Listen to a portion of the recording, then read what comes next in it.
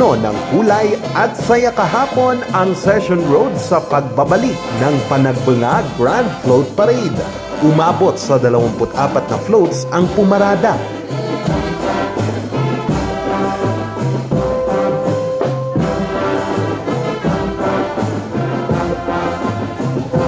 Isa sa mga first time na sumali dito ang probinsya ng Benguet sa small float category. Ilan sa mga bulaklak na ginamit sa kanilang float ay Astromelia, Stargazer, Everlasting at marami pang iba. Excited po kami kasi gusto namin may i-represent ng Benguet.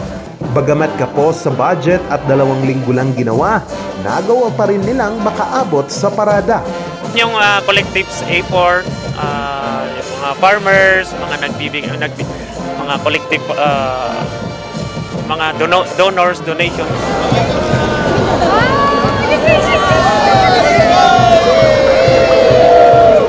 Kaya ang mga turista, aliw na aliw sa mga float gaya ng grupo nila Enrico.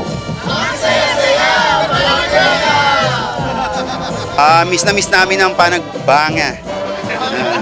Dahil inaano namin to, pinaplano namin yearly pumunta rito. Kasi maganda, tsaka nakaka-relax yung rito. Ang iba, ikinatuwa ang pagbabalik ng nasabing aktibidad gaya ng magkapatid na sina Carlita at Rose na mula pa sa Zambales.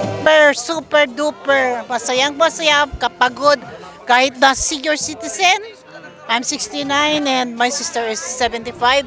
Kahit na marami kaming gamot na dala-dala para makapag-ready kami dito And it's a big club talaga. Sana nga, tuloy-tuloy kasi napakaganda ito para sa mga, lalo na sa mga turista. Bagamat nahirapan sa pagbiyahe, ang residenteng si Feng, nag-enjoy pa rin ito sa panonood. Kaya bumalik yung saya. Dati kasi wala nang ganyan dati. Lang naman po kasi Saturday, Sunday lang naman po.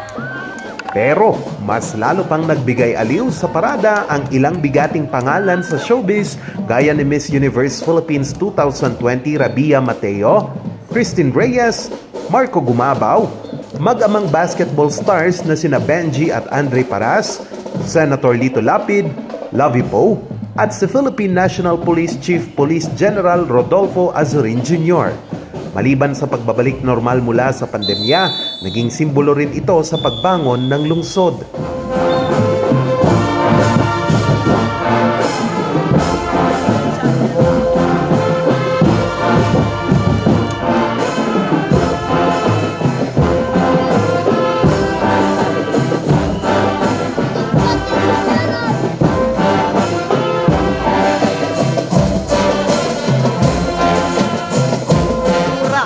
Talagang masakit ang ating kalooban, itong nalpas, katalong at tawin, hirap na hirap tayo. But indeed, things are looking up, and truly Baguio will be leading the way once again. World. Each year, our local craftsmen and artisans, our artists weave their magic to create floats that are not just beautiful, but also meaningful. And at the heart of each float lies a stunning array of flowers carefully selected and arranged to convey a message of joy, harmony, and unity. Nagpaabot din ng pagbati at pasasalamat ang Baguio Flower Festival Foundation Incorporated at Department of Tourism sa pagbabalik ng float parade. It's in work together, not only during festivals but in all matters that need how we should contribute to continue sustaining and improving our city of Baguio. We are achieving the vision and mission of Baguio Flower Festival. Panagbanga reflects a season of booming. And since its inception in 1996, it has played a significant role in both the local and national tourism development of this city and our country. Naging mapayapa naman ang nasabing parada ayon sa BCPO matapos itong mag-deploy ng 1,700 na pulis sa buong kahabaan ng Session Road hanggang sa Harrison Road. Sa darating na Miyerkules sa unang araw ng Marso, paparangalan ang mga nanalong mga float.